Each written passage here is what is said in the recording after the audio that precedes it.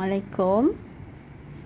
Okey, hari ini kita masih lagi bab 8 ke radioaktifan. Hari ini kita akan belajar bahagian 3 iaitu 8.3 sinaran mengayon dan sinaran tidak mengayon. Apakah itu sinar mengayon? Sebelum ini kita belajar macam mana ayon-ayon terbentuk, iaitu dengan menerima atau menderma elektron ke persekitaran.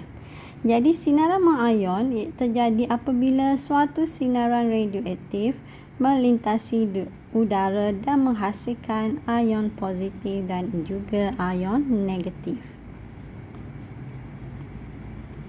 Okey, kita lihat sinaran radioaktif sebagai sinaran mengayon apabila molekul yang neutral melalui udara, dia akan menghasilkan cas-cas positif atau cas negatif, itu kita panggil udara mengayon.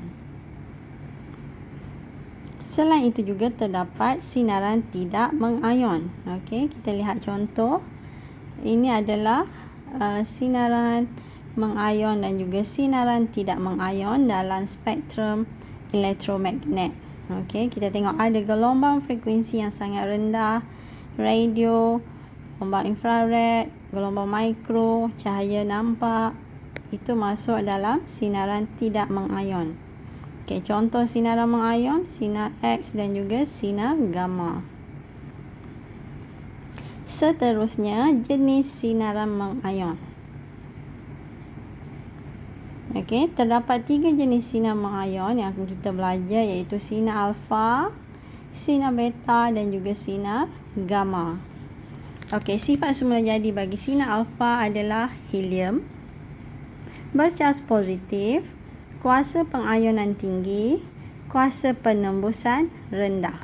Okey, sinar yang kedua ialah sinar beta yang mana sifat semula jadinya adalah elektron yang berhalaju tinggi, cas zarah adalah bercas negatif, kuasa pengayonan adalah sederhana dan juga kuasa penembusan sederhana. Sinar yang ketiga ialah sinar gamma di mana sifat semula jadinya adalah dalam bentuk gelombang elektromagnet, tidak bercas ataupun neutral, kuasa pengayonan rendah dan juga kuasa penembusan yang tinggi. Okay, seterusnya kita lihat pula kuasa penembusan. Okay, ini raja adalah kuasa penembusan bagi sinar-sinar mengayon. Okay, sumber daripada sumber radioaktif yang memancarkan 3 sinar alfa, beta dan juga gamma. Okay, sinar alfa, sinar beta dan juga sinar gamma. Sinar alfa, kuasa penembusan dia rendah. Okey, sinar alfa kuasa penembusan rendah, jadi dia dapat dihalang oleh sehelai kertas sahaja. Okey, sinar beta sederhana. Jadi dia dapat melepasi kertas tetapi tidak dapat menembusi dinding aluminium senipis 3 mm sahaja. Jadi sinar beta sudah tidak dapat menembusi blok aluminium. Okey, seterusnya sinar gamma. Sinar gamma tidak dapat menembusi blok plumber. Okey, blok plumber setebal 10 cm. Okey, seterusnya kita lihat pemesongan oleh medan elektrik. Okey, sinar radioaktif juga dipesongkan oleh medan elektrik. Okey, ini sumber radioaktif. Kita ada satu plat negatif dan juga plat yang bercas positif. Apabila sinar radioaktif dialirkan kemudian sinar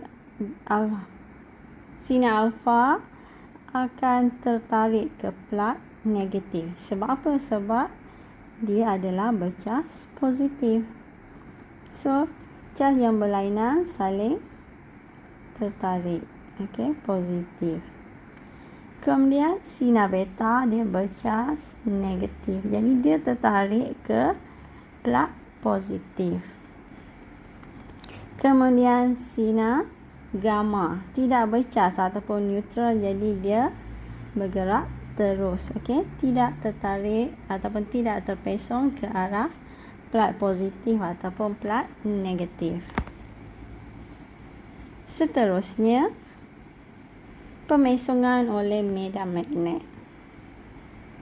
Okey, sumber sinaran radioaktif juga akan dipesongkan oleh medan magnet.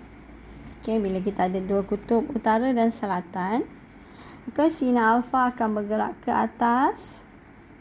Ni alfa, simbol dia kena ingat. Ini sinar beta akan bergerak ke bawah dan sinar gamma akan bergerak lurus. Okey, itu oleh pemesongan oleh medan magnet. Okey, seterusnya sumber sinaran mengayon dan tidak mengayon. Sumber sinaran mengayon di dalam alam sekitar, okey, ada dua. Okey, kita lihat apa yang dua. Yang pertama, sumber semula jadi, dan yang kedua adalah sumber buatan manusia.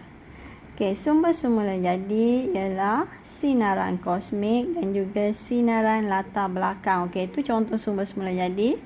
Contoh sumber buatan manusia ialah kemalangan nuklear. Okey, sinaran yang terhasil oleh kemalangan nuklear terhasil semasa ujian nuklear, penggunaan radioisotop semasa perubatan. Okey, seterusnya kita tengok apa dia tadi. Sinar kosmik, tadi kita kata sinar kosmik adalah sinar semula jadi. Okey, sinaran yang bertenaga tinggi dihasilkan di luar sistem suria ataupun di galaksi lain. Maknanya sinaran ni tak terhasil di bumi. Okey, dikenali juga sebagai sinaran kosmik galaktik. Okey, semakin tinggi dari permukaan bumi, semakin kuat sinaran kosmik. Okey, yang kedua, contoh sinar semula jadi adalah sinaran latar belakang. Okey, terdiri daripada pelbagai jenis sinaran mengayon dalam alam sekitar, dihasilkan dari pelbagai sumber semula jadi dan sumber buatan manusia.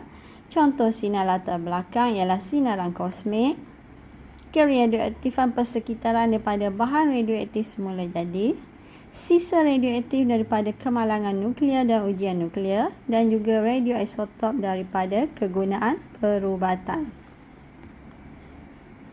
Okey, seterusnya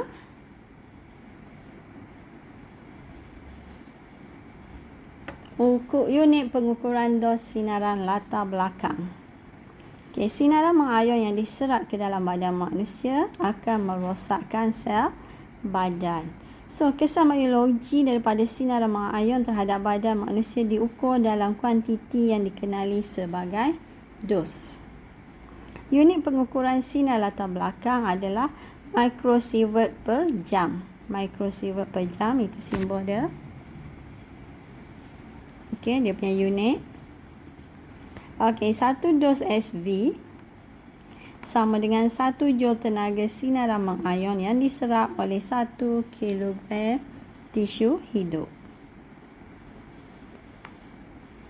Okey, seterusnya kita lihat pula risiko terdedah kepada sinaran mengayon semula jadi. Risiko terhadap kesihatan.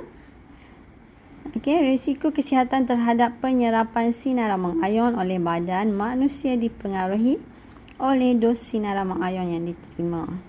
Okey, sumber dos sinaran mengayon yang diterima dan juga tindakan yang perlu diambil.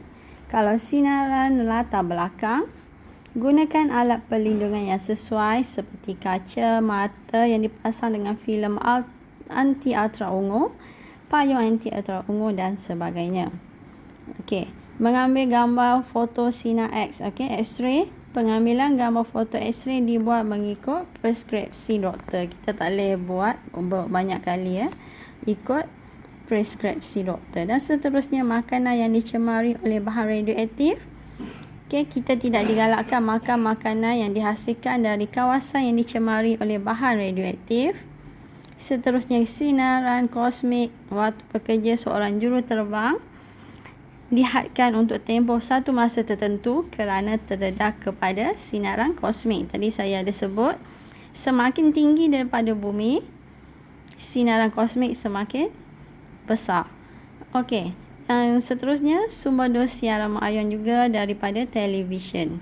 Okey, pastikan jarak pemisah antara televisyen dengan penonton sekurang-kurangnya 2 meter. Okey, itu sahaja.